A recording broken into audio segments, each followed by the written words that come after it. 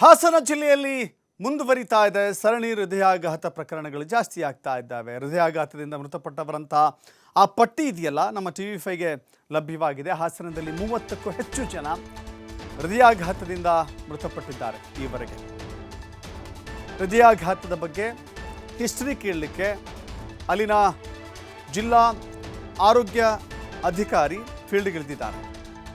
ಮೃತರ ಮನೆಗಳಿಗೆ ಹೋಗ್ತಾ ಇದ್ದಾರೆ, ಮಾಹಿತಿಯನ್ನು ಸಂಗ್ರಹ ಮಾಡ್ತಾ ಇದ್ದಾರೆ, ಅವರ ಫ್ಯಾಮಿಲಿ ಹಿಸ್ಟ್ರಿ ಏನಿತ್ತು ಅನ್ನೋದನ್ನು ತಿಳಿದುಕೊಳ್ತಾ ಇದ್ದಾರೆ.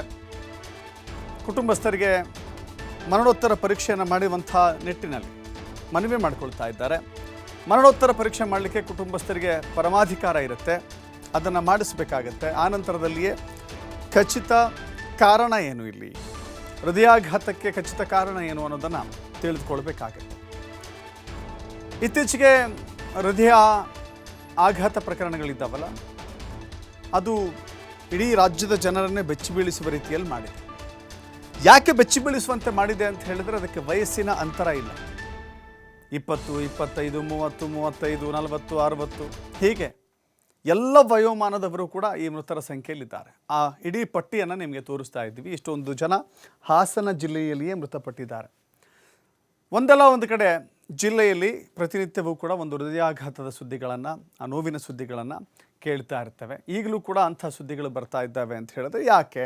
ಅದು ಒಂದು ಪ್ರದೇಶದ ಜನರಿಗೆ ಇದು ಕಾಡ್ತಾ ಇದೆಯಾ, ಅಥವಾ ಸಾಮಾನ್ಯವಾಗಿ ಹೃದಯಾಘಾತ ಪ್ರಕರಣಗಳು ನಾಡಿನ ಎಲ್ಲೆಡೆಯೂ ಕೂಡ ಜಾಸ್ತಿ ಆಗಿದೆಯಾ? ಹೃದಯಾಘಾತಕ್ಕೆ ಪ್ರಮುಖ ಕಾರಣಗಳೇನು? ತೆಗೆದುಕೊಳ್ಳಬೇಕಾದಂಥ ಮುನ್ನೆಚ್ಚರಿಕೆ ಏನು? ಹೃದಯಾಘಾತ ಸಂಭವಿಸುವಂಥ ಲಕ್ಷಣಗಳು ಹೆಂಗಿರುತ್ತೆ? ಆ ಲಕ್ಷಣಗಳು ಬಂದಾಗ ತಕ್ಷಣ ಯಾವ ರೀತಿ ಅದನ್ನು ನಿಭಾಯಿಸಬೇಕು, ಆಸ್ಪತ್ರೆಗೆ ದೌಡಾಯಿಸಬೇಕು, ಪ್ರಾಥಮಿಕವಾಗಿ ಏನೆಲ್ಲ ತೆಗೆದುಕೊಳ್ಳಬೇಕು ಅಂತ ಹೇಳಿ. ಸೆಲ್ಫ್ ಮೆಡಿಕೇಷನ್ ಅಂದರೆ ಸ್ವತಂತ್ರವಾಗಿ ಅವರೇ ನನಗೆ ಕೈ ನೋವು ಬಂತು, ಕಾಲು ನೋವು ಬಂತು ಅಂತ ಹೇಳಿ ಸೆಲ್ಫ್ ಮೆಡಿಕೇಷನ್ ಬೇಡ, ತಕ್ಷಣವೇ ಆಸ್ಪತ್ರೆಗೆ ಬನ್ನಿ ಅಂತ ಹೇಳುವಂಥ ಒಂದು ಜಾಗೃತಿಯನ್ನು ಕೂಡ ಮೂಡಿಸಲಾಗ್ತಾ ಇದೆ. ಮತ್ತಷ್ಟು ಮಾಹಿತಿ ನಮ್ಮ ಪ್ರತಿನಿಧಿ ಪ್ರಕಾಶ್ ನೀಡ್ತಾರೆ, ನೇರ ಸಂಪರ್ಕದಲ್ಲಿ ಜಾಯ್ನ್ ಆಗ್ತಾ ಇದ್ದಾರೆ. ಪ್ರಕಾಶ್, ಗಮನಿಸ್ತಾ ಇದ್ದೀವಿ ಹಾಸನದಿಂದ ಶುರುವಾದಂಥ ಈ ಸರಣಿ ಹೃದಯಾಘಾತ ಪ್ರಕರಣಗಳಿದ್ದಾವಲ್ಲ, ಈಗ ನಾಡಿನ ಅನೇಕ ಭಾಗದಲ್ಲೂ ಕೂಡ ಹೃದಯ ಸ್ತಂಭನದ ಬರೀ ಮಾತುಗಳೇ ಕೇಳ್ತಾ ಇದ್ದೀವಿ. ಈಗಲೂ ಕೂಡ ಅಂಥದ್ದೇ ಭಯ ಅಲ್ಲಿ ಆವರಿಸಿದೆ. ಈಗ ಈ ತಂಡ ಫೀಲ್ಡ್ಗಿಳಿದಿದೆ, ಏನೆಲ್ಲ ರೀತಿಯ ಕ್ರಮಗಳನ್ನು ತೆಗೆದುಕೊಳ್ತಿದೆ, ಯಾವ ರೀತಿ ಜಾಗೃತಿ ಮೂಡಿಸುವಂಥ ಕೆಲಸ ಮಾಡ್ತಾ ಇದೆ, ಖಚಿತ ಕಾರಣಗಳನ್ನು ಹೇಗೆ ಪತ್ತೆ ಹಚ್ತಾ ಇದೆ? ದಶರಥ್, ಈಗಾಗಲೇ ಹಾಸನ ಜಿಲ್ಲೆಯಲ್ಲಿ ಸುಮಾರು 30ಕ್ಕೂ ಹೆಚ್ಚು ಹೃದಯಾಘಾತಕ್ಕೆ ಜನರು ಬಲಿಯಾಗಿರ್ತಕ್ಕಂಥದ್ದು. ಯುವಕ ಯುವತಿಯರು ಸೇರಿದಂತೆ ವೃದ್ಧರಿಂದ ಹಿಡಿದು ಸುಮಾರು 30 ಜನ ಈಗಾಗಲೇ ಹಾಸನ ಜಿಲ್ಲೆಯಲ್ಲಿ ಹೃದಯಾಘಾತಕ್ಕೆ ಬಲಿಯಾಗಿದ್ದಾರೆ. ಹಾಗಾಗಿ ಜಿಲ್ಲಾಡಳಿತ ಮತ್ತು ಸರ್ಕಾರದ ಸೂಚನೆಯಂತೆ DHO, DSO ಇವರ ನೇತೃತ್ವದಲ್ಲಿ 3 ತಂಡಗಳನ್ನು ಕೂಡ ಈಗಾಗಲೇ ಮಾಡಿರುವಂಥದ್ದು. ಹಾಗಾಗಿ NSD ಅಧಿಕಾರಿಗಳು ಒಂದೊಂದು ಹಂತದಲ್ಲಿ ಒಂದೊಂದು ಗ್ರಾಮಗಳು, ಒಂದೊಂದು ತಾಲೂಕುಗಳನ್ನು ಈಗಾಗಲೇ ನೋಡಿಕೊಂಡಿರುವಂಥದ್ದು.